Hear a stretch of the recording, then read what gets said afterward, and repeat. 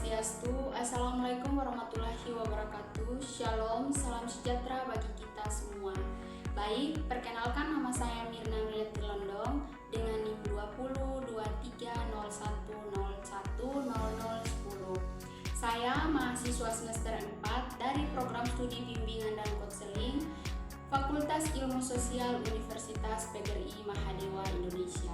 Baik, di sini saya akan menjelaskan materi yang berkaitan dengan teori praktik BK belajar, di mana saya mengangkat judul yaitu gaya belajar siswa. Yang pertama ada pengertian gaya belajar. Gaya belajar merupakan cara individu menerima, memproses, mengingat, dan menerapkan informasi. Ini adalah pendekatan unik yang digunakan seseorang untuk belajar yang berbeda-beda antar individu. Kemudian yang kedua ada jenis-jenis gaya belajar. Yang pertama gaya belajar visual, yang kedua gaya belajar auditorik, dan yang ketiga gaya belajar kinestetik. Kita ketahui dulu apa yang dimaksud dengan gaya belajar visual. Gaya belajar visual adalah gaya belajar yang mengandalkan penglihatan sebagai cara utama untuk menerima dan memahami informasi.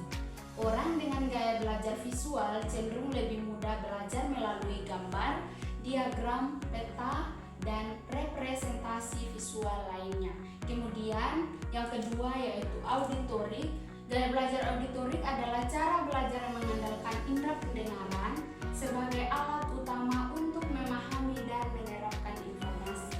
Kemudian yang ketiga ada kinestetik. Gaya belajar kinestetik adalah cara belajar yang mengandalkan gerakan fisik, sentuhan, dan pengalaman langsung untuk memahami dan mengingat informasi. Kemudian ada yang ketiga, ciri-ciri gaya belajar. Yang pertama, ciri-ciri gaya belajar visual. Lebih mudah memahami melalui gambar, grafik, dan warna. Senang membaca dan membuat catatan, tertarik dengan tampilan visual. Kemudian ciri-ciri gaya belajar yang kedua yaitu auditorik. Lebih mudah memahami informasi yang didengar, suka berdiskusi atau menjelaskan dengan kata-kata, mengingat lebih baik melalui suara. Kemudian yang terakhir ada ciri-ciri gaya belajar kinestetik. Belajar lebih baik praktik langsung, sulit duduk diam lama, dan yang terakhir suka beraktivitas fisik atau permainan peran. Kemudian yang keempat ada strategi gaya belajar, yaitu yang pertama strategi gaya belajar visual. Gunakan diagram, video, warna pada catatan. Yang kedua, perhatikan posisi duduk atau tampilan agar bisa melihat papan atau tampilan yang jelas. Kemudian strategi yang kedua yaitu auditorik. Belajar sambil membaca keras, ikuti diskusi atau rekaman pelajaran. Dan yang terakhir, gunakan musik latar jika membantu fokus kita. Dan yang ketiga, strategi gaya belajar kinestetik. Belajar sambil bergerak atau menulis di depan ataupun presentasi. Kemudian gunakan alat bantu nyata. Dan yang terakhir, istirahat singkat dalam sesi belajar yang panjang. Kemudian yang kelima ada manfaat gaya belajar. Yang pertama, membantu guru menyesuaikan metode pembelajaran. Yang kedua, membantu siswa belajar lebih mandiri dan efektif. Dan yang terakhir, mengurangi kejenuhan dalam proses belajar.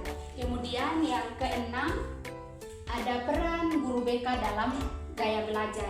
Yang pertama, membantu siswa mengidentifikasi gaya belajarnya. Yang kedua, memberikan strategi gaya belajar yang sesuai. Dan yang terakhir, bekerja sama dengan guru mata pelajaran dalam menyesuaikan pendekatan belajar. Kemudian yang terakhir, alat identifikasi gaya belajar siswa. Yang pertama ada kuesioner gaya belajar.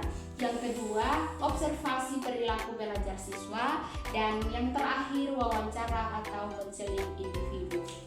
Baik, mungkin itu saja materi yang dapat saya bagikan. Sekian dan terima kasih. Om Santi Santi Om. Wassalamualaikum warahmatullahi wabarakatuh. Shalom, salam sejahtera bagi kita semua.